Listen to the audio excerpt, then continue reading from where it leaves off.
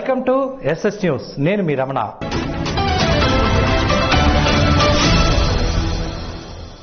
శ్రీకాకుళం జిల్లా కవిటి మండలంలో పెద్ద కపాసుకుర్తి గ్రామంలో మత్స్యశాఖ పలు అవకతవకలకు పాల్పడిన సందర్భంగా జిల్లా అధికారులు విచారణ చేపట్టారు. సరైన సమాధానం చెప్పకపోవడంతో వారు ఆర్టీ యాక్ట్ ద్వారా సమాచారం సేకరించారు. కమ్యూనిటీ అతను పదవి నుండి వైదొలిగిపోతానని చెప్పాడు. ఇంతవరకు వైదొలగలేదు.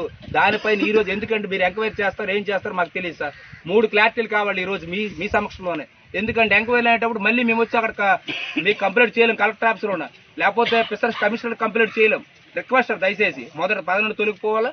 మత్స్యకారులు ఎవరైనా మత్స్యకారు భరోసా రాదు వాళ్ళకి చేస్తున్నట్టు చూడండి. రెండోది డీజిల్ నష్టపోయిన వాళ్ళకి రాయితీ డబ్బులు ఇప్పించండి సార్. ఇదే విషయం. ఈ అక్రమాల్లో స్థానిక మత్స్యశాఖ సిబ్బంది కూడా ఉన్నట్టు గుర్తించారు. అందులో మత్స్యకార భరోసాతో పాటు సబ్సిడీ డీజర్లకు తెలియకుండా డీజిల్ విడిపించుకుని బ్లాక్ మార్కెట్ లోకి తరలించిన విషయం బయటపడింది. మత్స్యకారుల సంక్షేమ పథకాలైనటువంటి మరి డీజిల్ ఆయిల్ సబ్సిడీ మరి బ్యాన్ రిలీఫ్ ఈ రెండింటి మీద లబ్ధిదారులకి అన్యాయం జరుగుతుందని చెప్పి మరి మా జిల్లా కలెక్టర్ గారికి వచ్చినటువంటి ఫిర్యాదు మీద దర్యాప్తు చేయడానికి మా ఏడీ గారు మరి మా సిబ్బందితో అక్కడికి వచ్చి మత్స్యకారులతో మాట్లాడడం జరిగింది. వారికి స్టేట్మెంట్లు తీసుకోవడం జరిగింది. దీంతో అనేక సార్లు స్పందన కార్యక్రమంలో ఫిర్యాదు చేసినప్పటికీ న్యాయం జరగకపోవడంతో గ్రామస్తులు జిల్లా కలెక్టర్ను ఆశ్రయించారు.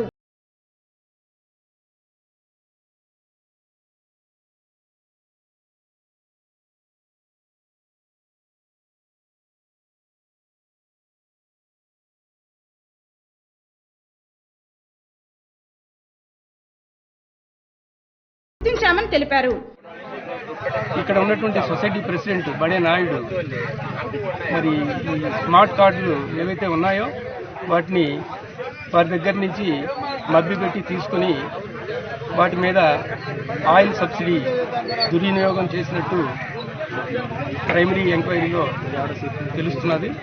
మరి డీటెయిల్డ్ ఎంక్వైరీ చేసి దీనికి బాధ్యులైన అందరినీ కూడా మరి బాధ్యులను చేసి వాళ్ళని శిక్షించడం జరుగుతుందని ఈ విధంగా పూర్వకంగా తెలియజేస్తుంది.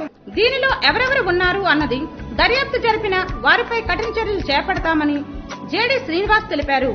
సంబంధిత నివేదికను జిల్లా కలెక్టర్ కు అందజేస్తామని ఆయన వివరించారు.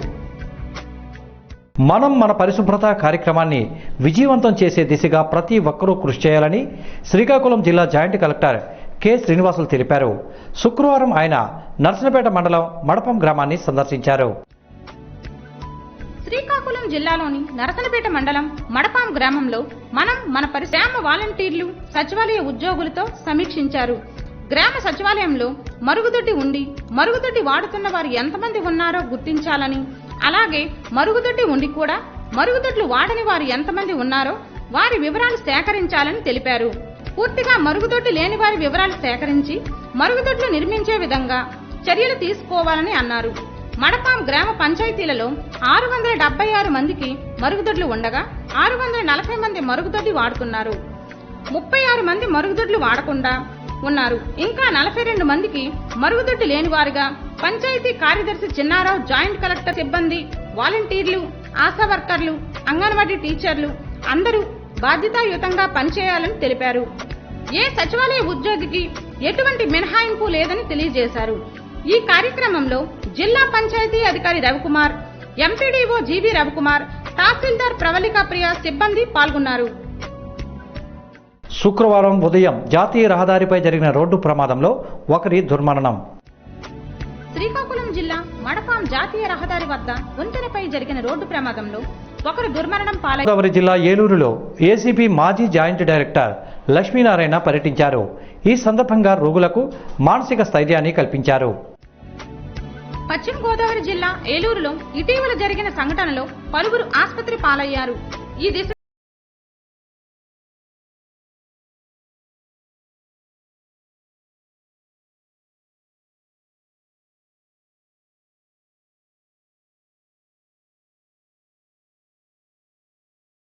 వివరించారు. త్రాగునీటి వాడకంపై శ్రద్ధ తీసుకోవాలని, ఎక్కడైనా క్రిమిసంహారక మందులు కలుస్తున్నది లేనిది స్థానిక అధికారులు గమనించాలని కోరారు. ఇతర ప్రాంతాల్లో కూడా మనం ఏ విధమైన చర్యలు తీసుకోవాలి, ఆ తర్వాత ముఖ్యంగా పెస్టిసైడ్స్ ఇలాంటి వాటి వల్ల వచ్చిందని తెలిస్తే పెస్టిసైడ్స్ యూటిలైజేషన్ కానీ వాటి ఉపయోగం కూడా వాటిని వినియోగించడం కూడా ఎంతవరకు మనం తగ్గించాలి, ఇలా అనేక చర్యలు అనేక విధాలుగా మనం చర్చించాల్సిన అవసరం ఉంది. తర్వాత ఈ వాటర్ క్లీనింగ్ కూడా ప్యూరిఫికేషన్ కూడా ఏ విధంగా జరుగుతుంది, దానికి సంబంధించిన కెమికల్స్ ఏవో వాడుతున్నారు, ముఖ్యంగా మున్సిపల్ డిపార్ట్మెంట్లో వాళ్ళు కూడా ఏ విధమైన కెమికల్స్ ఎంత కంటెంట్ వాడుతున్నారు అన్నది కూడా ఒక చేయాల్సిన అవసరం ఎంతైనా ఉంది అనుకుంటాను. కాబట్టి యంత్రాంగం మొత్తం కూడా ఈ పనిలో నిమగ్నమైంది. అందువల్ల త్వరలో ఎక్స్పర్ట్ టీమ్స్ కూడా వచ్చాయి. వారందరూ కలిసి దీనికి కారణం ఏంటి అన్నది కనుక త్వరగా కనిపెట్టగలిగితే దాన్ని నిరోధించడానికి ఏం చేయాలన్నది చేసే అవకాశం ఉంది. ఈ దిశగా శుక్రవారం ఏసీబీ మాజీ జాయింట్ డైరెక్టర్ లక్ష్మీనారాయణ జిల్లా ఆసుపత్రి కార్యాలయానికి చేరుకొని బాధిత కుటుంబాలను పరామర్శించారు. రాష్ట్రంలో జగనన్న ప్రభుత్వం అర్హత కలిగిన ప్రతి ఒక్క నిరుపేద కుటుంబానికి ఇళ్ల స్థలాల పత్రాల పంపిణీ చేస్తున్నామని రాష్ట్ర గృహ నిర్మాణ శాఖ మంత్రి రంగనాథరాజు పంపిణీకి అన్ని ఏర్పాట్లు పూర్తి చేశామని రాష్ట్ర గృహ నిర్మాణ శాఖ మంత్రి చెరుకువాడ శ్రీ రంగనాథరాజు అన్నారు. ఈ మేరకు పోడూరు మండలం తూర్పుపాలెంలో మంత్రి రంగనాథ్ క్యాంపు కార్యాలయం వద్ద గురువారం మీడియా ప్రతినిధుల సమావేశం నిర్వహించారు. ఈ సందర్భంగా మంత్రి మాట్లాడుతూ చరిత్రలో ఎన్నడూ లేని విధంగా 30.75 లక్షల ఇళ్ల స్థలాల పట్టాలు పంపిణీకి సిద్ధం చేశామని మంత్రి చెరుకువాడ శ్రీ రంగనాథరాజు తెలిపారు. వైఎస్ఆర్ జగనన్న శాశ్వత భూహక్కు భూరక్ష పథకం వర్క్షాప్ను రాష్ట్ర డిప్యూటీ సీఎం రెవెన్యూ శాఖ మంత్రి ధర్మాన కృష్ణదాస్ శుక్రవారం నాడు ప్రారంభించారు. వైఎస్ఆర్ జగనన్న శాశ్వత భూ హక్కు భూ సంరక్షణ పథకాన్ని రాష్ట్ర రెవెన్యూ శాఖ మంత్రి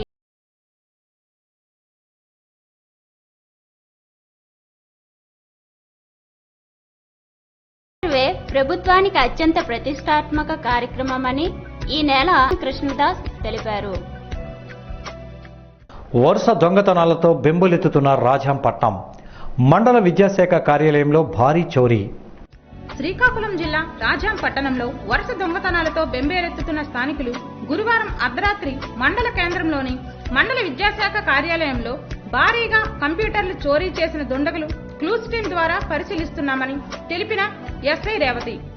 తూర్పు రైల్వే శాఖ శ్రీకాకుళం జిల్లా ప్రజలకు మరిన్ని రైళ్ల సదుపాయాలు కల్పించాలని పార్లమెంటు సభ్యులు కింజరాపు రామ్మోహన్ నాయుడు రైల్వే డివిజనల్ మేనేజర్కు వినతి పత్రాన్ని సమర్పించారు.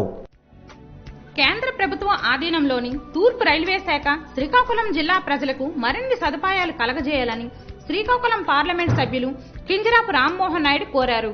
గురువారం east Coast railway division manager ని కలిసిన ఆయన మాట్లాడుతూ విశాఖపట్నం నుండి బయలుదేరుతున్న తిరుమల ఎక్స్ప్రెస్ సర్వీస్ శ్రీకాకుళం వరకు పొడిగించాలని, అలాగే ఈ ప్రాంత వాసులు కాశీ పుణ్యక్షేత్రానికి వెళ్లేందుకు విశాఖపట్నం వారణాసి ఎక్స్ప్రెస్ సర్వీసును నడపాలని, అంతేకాకుండా పలు రైల్వే ఎక్స్ప్రెస్ సర్వీసులకు శ్రీకాకుళం రోడ్డు నందు నిలుపుదల చేయాలని తెలిపారు. ఈ మేరకు ఆయన డివిజనల్ మేనేజర్ కు వినతి పత్రం సమర్పించారు. మానవత్వం చాటుకున్న ఆటో డ్రైవర్లు తోటి ఆటో డ్రైవర్ కుటుంబానికి అండగా నిలిచారు.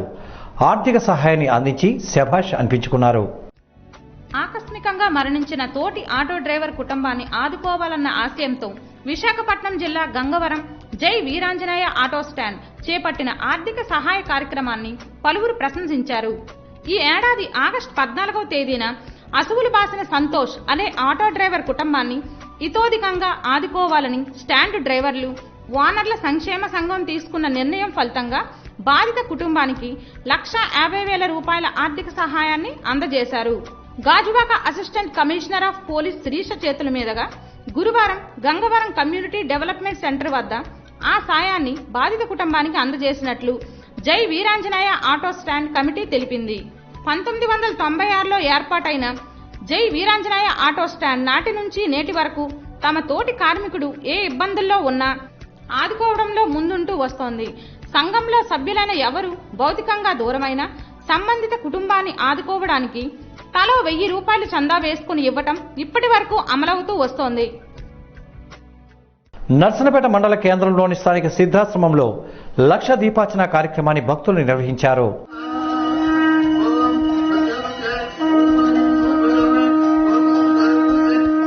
శ్రీకాకుళం జిల్లా జిల్లా నరసనపేట మండల కేంద్రంలో సిద్ధాశ్రమం వద్ద ముత్తైదువుల లక్ష దీపార్చన కార్యక్రమాన్ని నిర్వహించారు. అర్చకులు వనమాలి శాంతారావు మాట్లాడుతూ ప్రతి ఏడాది కార్తీక మాసంలో కార్యక్రమాన్ని చేపట్టడం ఒక సాంప్రదాయంగా కొనసాగుతుందని అన్నారు. ఈ కార్యక్రమంలో రామారావు, జోగారావు, లింగరాజ్, స్వామి, జగన్నాథం తదితరులు పాల్గొన్నారు.